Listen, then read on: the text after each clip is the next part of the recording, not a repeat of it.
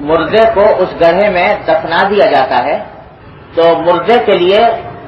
اس قبر میں ایک نیا عالم شروع ہوتا ہے، ایک نیا جہان۔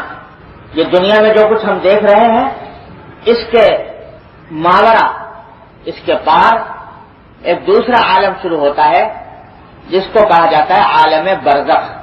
یوں سمجھو 3 عالم ہیں، ایک دنیا، ایک آخرت،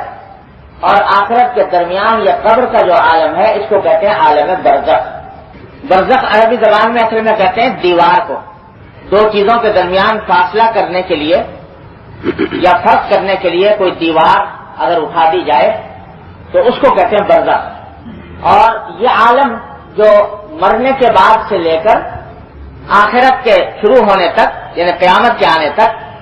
جو یہ عالم ہے اس کو برزخ اس لیے کہتے ہیں کہ یہ دنیا اور آخرت کے درمیان ایک حد فاصل ہے۔ تو ہم تو آنکھوں سے یہ دیکھ رہے ہیں کہ مردے کو ہم نے قبر میں رکھ دیا اور اس کو دفن کر کے چلے آئے، لیکن اس مردے کے لیے اس قبر میں ایک وہ نیا عالم شروع ہوتا ہے جس کو عالم برزخ کہتے ہیں۔ اور یہ عالم برزخ میرے والد ماجد صلی اللہ تعالیٰ عنہ فرمایا کرتے تھے، اللہ تعالیٰ کے درجات بلند فرمایا کرتے تھے کہ یہ قبر جو ہے یہ عالم برزخ یہ در حقیقت ویٹنگ روم ہے، انتظار گاہ ہے۔ گاہ کی انتظار، آخرت کا انتظار، آخرت کے اندر جو عالم شروع ہونے والا ہے اس کا انتظار۔ تو اس کے لیے اللہ تبارک و تعالیٰ نے یہ عالم برزخ بنایا۔ اگرچہ حقیقی جزا و سزا تو شروع ہوگی آخرت میں، جب قیامت قائم ہوگی، حشر ہوگا، نشر ہوگا، حساب و کتاب ہوگا، تو اس کے بعد جزا و سزا کا مرحلہ آئے گا جو انسان کے اعمال کا پورا بدلہ اس وقت ملے گا۔ لیکن یہ برزخ کا جو عالم ہے، یہ برزخ کا عالم اس عالم کے لیے انتظار گاہ ہے۔ یہ اس میں اس لہٰذا اس انتظار گاہ کے اندر بھی کچھ نمونے دکھائے جاتے ہیں اس انجام کے جو آخرت میں ہونے والا ہے۔ آخرت میں اگر انجام اچھا ہے تو یہ عالم برزخ بھی اچھا ہے، اور اس کے اندر نعمتیں ہیں، اس میں آرام ہے، اس میں سکون ہے۔ اور اگر آخرت میں خدا نہ کرے انجام خراب ہونے والا ہے تو پھر یہ عالم برزخ میں بھی اس کا نمونہ دکھا دیا جاتا ہے، اور یہاں پر بھی عذاب ہوتا ہے جسے عذاب قبر کہتے ہیں یا عذاب برزخ کہتے ہیں۔ تو عام طور سے دل میں ایک خیال پیدا ہوا کرتا ہے کہ جب جزا و سزا تو ہونی ہے بعد میں، حساب و کتاب کے بعد، تو ابھی سے یہ کیسے شروع ہو گیا عذاب یا ثواب؟ تو اس کے جواب میں میرے والد ماجد صلی اللہ تعالیٰ عنہ یہ فرمایا کرتے تھے کہ یہ ویٹنگ روم ہے، اور ویٹنگ روم بھی ہر ایک درجے کا الگ ہوتا ہے۔ فرسٹ کلاس کا ویٹنگ روم بھی فرسٹ کلاس ہوتا ہے، اور سیکنڈ کلاس کا اس درجے کے مطابق ہوتا ہے، تھرڈ کلاس کا اس کے درجے کے مطابق ہوتا ہے۔ تو تھرڈ کلاس کے ویٹنگ روم میں تکلیفیں ہوتی ہیں، بدبو ہوتی ہے اور آرام نہیں ہوتا، اور فرسٹ کلاس کے ویٹنگ روم میں آرام ہوتا ہے۔ تو اسی طرح یہ عالم برزخ میں جزا و سزا کے مکمل ہونے سے پہلے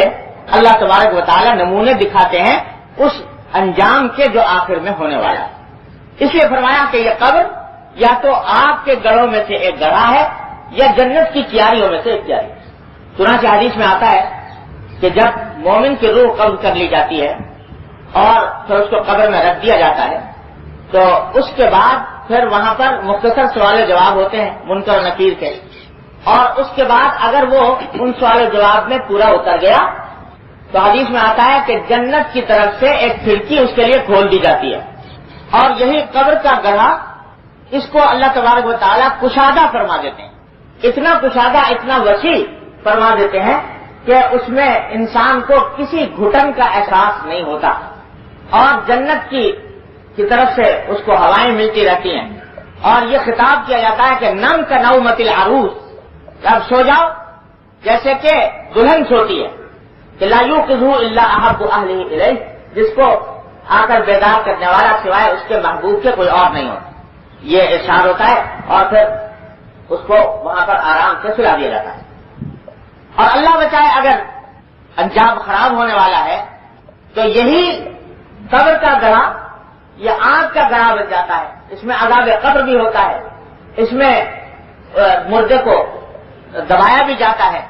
اور اس کے اندر مختلف قسم کی تکلیفیں بھی ان کو پہنچائی جاتی ہیں عذاب قبر کی شکل میں۔ تو یہ عالم برزخ ہے جو نمونہ ہے اس کا. لہذا یہ حضور اقدس نبی کریم سرور دو عالم صلی اللہ علیہ وسلم یہ بار بار یہ باتیں اس لیے بتاتے ہیں تاکہ انسان مرنے سے پہلے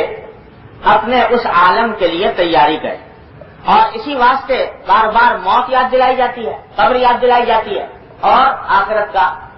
حساب و کتاب یاد دلایا جاتا ہے. حدیث میں فرمایا نبی کریم صلی اللہ علیہ وسلم نے کہ قبروں کی کبھی کبھی زیارت کیا کرو، قبرستان جایا کرو کبھی کبھی. کیوں؟ فإنها تذکر الآخرہ،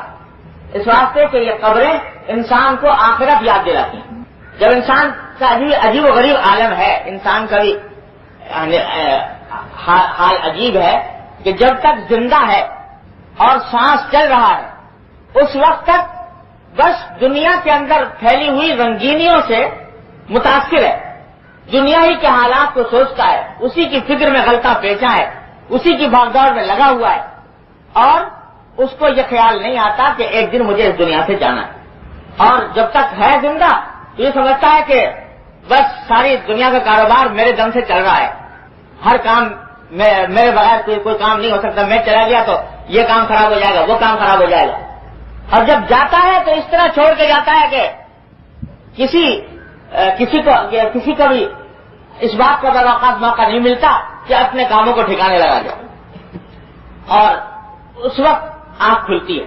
تو جب تک یہ قبر میں انسان نہیں پہنچتا اس وقت تک آنکھیں بند ہیں، حقیقت میں آنکھیں بند ہیں، اور